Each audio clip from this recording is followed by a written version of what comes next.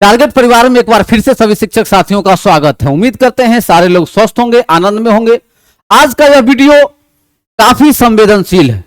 इस वीडियो को पूरा देखने के बाद कहीं न कहीं आप अपने पूरे कैरियर पर एक चिंता की लकीर खींचते नजर आएंगे और आपको लगेगा कि इस शिक्षा विभाग में 20 वर्ष की सेवा के बाद भी आपके त्याग का कोई विकल्प, कोई अर्थ नहीं निकल रहा है।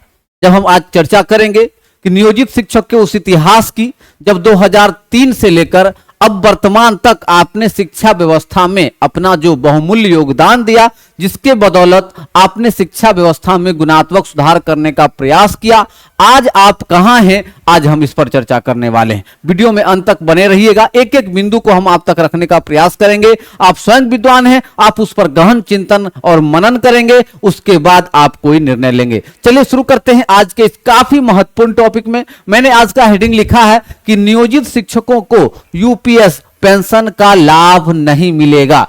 चौंक जाएंगे आप, इस लाइन को पढ़ते ही आप चौंकेंगे कि सर ऐसा कैसे है। लेकिन हम इस पे पूरी चर्चा करने वाले हैं कि जैसा कि आपको पता है कि 24 अगस्त 2024 को केंद्र सरकार की कैबिनेट ने यूपीएस यूनिफाइड पेंशन स्कीम को लॉन्च किया और इसके तहत केंद्र सरकार के कर्मचारी आ रहे हैं और महाराष्ट्र सरकार सबसे पहले यूपीएस को लागू करने वाली स्टेट बन गई है। और ऐसे स्थिति में बहुत सारे ऐसे स्टेट हैं जो यूपीएस को हाथों हाथ लेने वाले हैं। ऐसे स्थिति में बिहार सरकार का क्या कदम होगा, और उसमें भी कर्मचारी वर्ग में सबसे ज्यादा कर्मचारी शिक्षा विभाग में काम करते हैं और नियोजित शिक्षक जो वर्षों से सेवा दे रहे हैं, उनके हाथ क्या मिलने वाला है, हम इस पर भी आज चर्चा करेंगे। ठीक है, चलिए। 20 साल की सेवा पानी में व्यर्थ, 20 साल की सेवा उनकी पानी में जाने वाली है, क्योंकि इस सेवा का मेवा उनको मिलने वाला नहीं है। इस पर आज हम चर्चा करेंगे।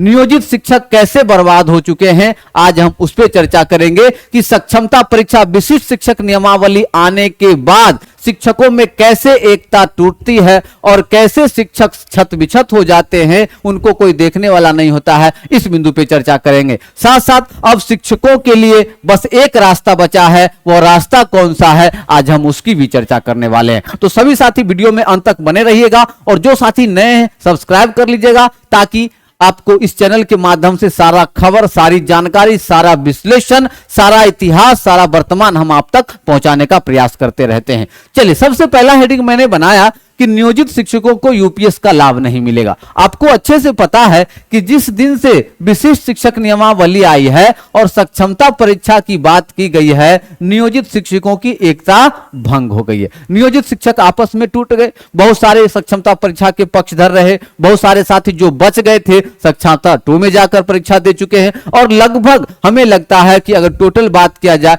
तो मात्र 20% के आसपास अब नियोजित शिक्षक रह चुके हैं और 80% शिक्षक लगभग सक्षमता परीक्षा देकर अपना काउंसलिंग करवाकर पोस्टिंग के इंतजार में है। ठीक है, चलिए अब हम लोग इसको कैटेगरी वाइज कर ले। इधर हम लिख दे अब नियोजित शिक्षक, अब हम लिख दे इधर नियोजित शिक्षक, इधर लिख दिए सक्षमता उत्तीर्ण शिक्षक, विशिष्ट शिक्षक, और इधर आप लिख दीजिए बीपीएससी शिक्षक, बीपीएससी शिक्षक। अब हमने लिखा कि यूपीएस पेंशन का लाभ नहीं मिलेगा। अब आपको अच्छे से पता है कि जब केंद्र सरकार ने यूपीएस को लाया तो स्पष्ट कहा कि हम क्या करेंगे कि जो भी कर्मचारी एनपीएस के दायरे में हैं उनको हम यूपीएस में लाएंगे। ऐसे एनपीएस के कर्मचारी को कहा कि अगर आप एनपीएस में रहना चाहते हैं तो एनपीएस में भी रह सकते हैं, आपका विकल्प खुला रहेगा, लेकिन आप यूपीएस में आना चाहते हैं तो यूपीएस में आ सकते हैं। लेकिन यह नहीं कहा कि जो एनपीएस में नहीं है उसको भी यूपीएस के दायरे में लाएंगे। मतलब यूपीएस किसको मिलेगा, कर्मचारी को मिलेगा, चाहे वो केंद्र सरकार के कर्मचारी हो। अगर केंद्र के उस योजना को अगर बिहार सरकार हो या कोई अन्य सरकार लागू करती है तो यूपीएस मिलेगा, लेकिन किसको मिलेगा कि जो एनपीएस में वर्क कर रहे हैं, जो एनपीएस में काम कर रहे हैं। अब ऐसी स्थिति में क्या हो गया, अब ऐसी स्थिति में यह हो गया है कि नियोजित शिक्षक इतने कम संख्या में बचे हैं सक्षमता परीक्षा देने के बाद में, लगभग 20%। आपको अच्छे से पता होगा कि पहले चरण में 1,85,000 शिक्षकों ने परीक्षा दिया, दूसरे चरण में लगभग 85,000 शिक्षकों ने परीक्षा दिया। कुल मिलाकर आप लोग देखें तो लगभग 2,70,000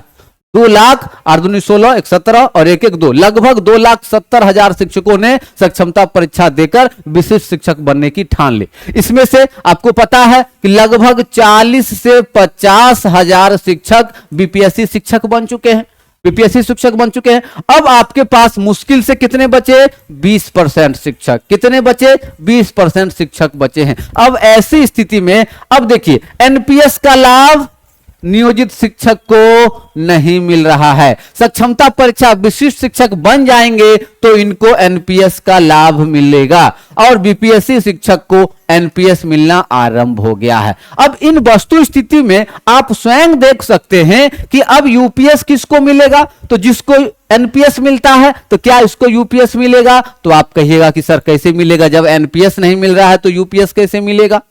यहां एनपीएस मिलेगा तो यूपीएस की संभावना रहेगी, यहां एनपीएस है तो यूपीएस की संभावना रहेगी। अब आप एक प्रश्न यहां पे कर सकते हैं कि सर नियोजित शिक्षक को यूपीएस क्यों नहीं मिलेगा, डायरेक्ट यूपीएस मिलेगा। तो डायरेक्ट कैसे मिलेगा? जब डायरेक्ट एनपीएस आपको नहीं मिला, डायरेक्ट आप कर्मचारी नहीं बने, उसके लिए सक्षमता परीक्षा देना पड़ा, तो क्या आपको लगता है कि नियोजित शिक्षक को बिना परीक्षा के एनपीएस के दायरे में लाया जाएगा? तो आप कहेंगे कि सर नहीं लाया जाएगा। दूसरी बात, अब आप संघर्ष करने वाली संख्या में नहीं है, ना आपका कोई संगठन बचा है, क्योंकि नियोजित शिक्षक, अब संगठन किससे चलता है? संगठन शिक्षक से चलता है। जब शिक्षक ही नहीं बचेंगे तो फिर संगठन किस काम का रहेगा? जब शिक्षक की ताकत नहीं रहेगी तो संगठन क्या करेगा? क्योंकि सारे तो उछल के कहां आ चुके हैं, सक्षमता परीक्षा देके विशिष्ट शिक्षक बन चुके हैं। ऐसी स्थिति में आज आप कह सकते हैं कि नियोजित शिक्षक कहीं भी नहीं रहेंगे। आज का जो मैंने हेडिंग लिखा है कि उनकी 20 साल की मेहनत पानी में व्यर्थ हो गई, नियोजित शिक्षक कहीं के नहीं रहे, उसका यही है कि इन्होंने अपनी ईमानदारी दिखाई, सक्षमता परीक्षा का विरोध भी किया, परीक्षा नहीं भी दिया, लेकिन इनके हाथ में कुछ नहीं आया, इनके हिस्से आज कुछ नहीं आया। आप कह सकते हैं कि ये अभी फिलहाल कहीं के नहीं दिखाई दे रहे हैं, इनका भविष्य अंधकार में दिखाई दे रहा है। सक्षमता परीक्षा वाले कहीं न कहीं आगे चला कि कहिए उसको या परीक्षा देकर अपने सही जगह पे पहुंच चुके हैं, क्योंकि उनका काउंसलिंग होगा, राज्यकर्मी बन जाएंगे, एनपीएस के दायरे में आ जाएंगे। लेकिन इनके साथ भी एक निगेटिव, इनके साथ ये निगेटिव है कि अगर सरकार सेवा निरंतरता नहीं देती है तो किन्हीं साथी का 25 साल पूरेगा ही नहीं, पूरेगा तो छठे चरण में आने वाले कुछ शिक्षकों का। ऐसी स्थिति में यहां भी नुकसान है, लेकिन वस्तु स्थिति यह है कि नियोजित शिक्षक से बेहतर स्थिति में सक्षमता उत्तीर्ण शिक्षक कहलाएंगे और बीपीएससी शिक्षक तो एनपीएस इनका कंटिन्यू हुई है। अब मैंने एक लाइन और लिखा कि अब उनके पास एकमात्र एक उपाय और बचा है। अब नियोजित शिक्षक क्या करे? आपके मन में सवाल होगा कि सर आपने तो सही कहा, ऐसी स्थिति में तो नियोजित शिक्षक कहीं के नहीं रहेंगे, लेकिन अब उसके पास क्या उपाय है? क्या आप विरोध करके कुछ हासिल कर पाएंगे? तो मैं कहूंगा कि अब आपके पास विरोध करने का ना कोई समय है, ना कोई औचित्य है, ना आपके पास कोई संख्या बल है, ना आपके संगठन में अब वो धार रहा है। तो ऐसी स्थिति में क्या करेंगे आप? ऐसी स्थिति में आप अपने जॉब को बेहतर बनाने के लिए आपके पास एक ही विकल्प बचता है और वो विकल्प बचता है सक्षमता परीक्षा देने का। क्या बचता है? कि सक्षमता परीक्षा देने का, कि आप सक्षमता परीक्षा की तैयारी ही कीजिए, क्योंकि अब 2 बार एग्जाम हो चुका है, 2 बार परीक्षा हो चुकी है, 2 बार परीक्षा हो चुकी है, अब 2 बार परीक्षा हो चुकी है, अब एक अवसर बाकी है। अब क्या है? अब एक अवसर बाकी है। अब आपके पास करो या मरो, करो या मरो का यही एक ऑप्शन है, करो या मरो का, डू एंड डाई का यही ऑप्शन है कि आप इस अंतिम अवसर में किसी तरह से मेहनत कीजिए और सक्षमता परीक्षा उत्तीर्ण कीजिए। सक्षमता परीक्षा उत्तीर्ण करके आप पहुंच सकते हैं विशिष्ट शिक्षक की श्रेणी में, जहां आपको एनपीएस का लाभ मिलेगा और भविष्य में यूपीएस जब बिहार सरकार लागू करेगी तो आपको यूपीएस का भी लाभ मिलेगा। अन्यथा मेरे नजर में, मैंने जो अपना विश्लेषण किया है, आपके पास कोई और दूसरा विकल्प नजर नहीं आ रहा। अगर आपको ऐसा लगता है कि नहीं सर कोई और विकल्प है तो आप कमेंट सेक्शन में जरूर लिख सकते हैं। अब आपके पास क्या विकल्प रहा? सक्षमता परीक्षा की तैयारी। एक अवसर बचा हुआ है, संभावना है कि दिसंबर में आपकी परीक्षा हो जाएगी, क्योंकि अगर अक्टूबर तक पोस्टिंग हो जाती है ऑनलाइन लेने के बाद में, तो फिर आपका एक चांस बचेगा। उस चांस में सारे शिक्षक तैयारी करना आरंभ कर दिए गए हैं। जहां तक हम एक संस्थान चूंकि चलाते हैं, इसके माध्यम से में जानकारी मिली कि जो भी शिक्षक बचे हुए हैं इस बार अपना तन मन धन लगाकर सक्षमता परीक्षा की तैयारी में लग चुके हैं और आपके पास कोई दूसरा विकल्प दूर दूर तक नजर नहीं आ रहा है। इसलिए बेहतर है कि जो भी साथी बचे हुए हैं सक्षमता परीक्षा की तैयारी में लग जाइए, क्योंकि अंतिम चांस है, आप रिस्क भी नहीं खेल सकते हैं। और इसी को देखते हुए मैंने हमेशा कहा है कि टारगेट परिवार हमेशा से शिक्षकों के लिए बेहतर करने का प्रयास करती रही है और इसी कड़ी में क्योंकि आप लोग के भारी डिमांड को देखते हुए मैंने कहा कि इस बार अंतिम अवसर है, कोई रिस्क नहीं लिया जा सकता है। इसीलिए सक्षमता परीक्षा के लिए नया बैच आरंभ कर दिया गया 1 सितंबर से। कब से? 1 सितंबर से सक्षमता। चूंकि आपके पास समय है, अभी आपके पास कम से कम 4 महीने का समय है और इसी 4 महीने के लिए हमने कोर्स को लॉन्च कर दिया है कि क्यों ना अच्छे से आप तैयारी करें, क्योंकि अंतिम चांस है। इसके बाद आपको मौका मिले ना मिले तो आप अपनी पूरी तैयारी एकदम इसी में लगा दीजिए, जी जान लगा दीजिए। 1 सितंबर से आपका सक्षमता 3 का नया बैच स्टार्ट कर दिया गया है टारगेट ऑनलाइन क्लासेस के द्वारा। अभी तक हजारों शिक्षक सक्षमता परीक्षा की क्लास करके सफल हो चुके हैं, अपना काउंसलिंग भी करवा चुके हैं। आप अपने विद्यालय के अन्य शिक्षकों से टारगेट क्लास के बारे में पूछ सकते हैं। सारी कक्षाएं आपकी आयोजित की जाएगी, चाहे नवाब सर हो, चाहे आयुष सर हो, सजाद सर हो, चाहे गोपाल सर हो, यशवंत सर हो, या अंग्रेजी वाले विमल सर हो, या उर्दू वाले रहमत सर हो। एक एक चीज की कक्षा आपको इस संस्थान के माध्यम से करवाई गई है। साथ साथ ऑनलाइन टेस्ट हमने इस बार तो सक्षमता 2 के लिए मात्र 99 में ऑनलाइन टेस्ट की व्यवस्था कर दी। बहुत सारे साथी को मैंने मात्र 99 का सहयोग राशि के साथ हमने मटेरियल भी दिया, ऑनलाइन टेस्ट भी दिया। तो ऑनलाइन क्लास, पीडीएफ मटेरियल और टेस्ट सीरीज संपूर्ण कोर्स मैंने बहुत ही काफी मिनिमम शुल्क मात्र 500 के एक सहयोग राशि, क्योंकि आप देख रहे हैं 6-7 आदमी आप लोग को कक्षा देंगे, 6-7 टीचर आपको बेस्ट फैकल्टी के साथ तैयारी करवाएंगे। इसलिए यह न्यूनतम फीस आप लोगों के लिए रखी गई है। इस न्यूनतम फीस के साथ आप अपनी सक्षमता परीक्षा की तैयारी आरंभ कर दीजिए। आप नोटिफिकेशन का इंतजार मत कीजिए कि नोटिफिकेशन आएगा तब तैयारी करेंगे, क्योंकि आपके पास समय नहीं है। यह आपका अंतिम अवसर है और आपको इस मौके का फायदा उठाना है ताकि आप विशिष्ट शिक्षक बन सके, एनपीएस में जा सके और आने वाले भविष्य में यूपीएस का लाभ ले सके और अपने भविष्य को सुनिश्चित कर सके। इसी के लिए आप लोग ऑनलाइन क्लास को ज्वाइन कर लीजिए। बड़ा सिंपल सा प्रोसेस है।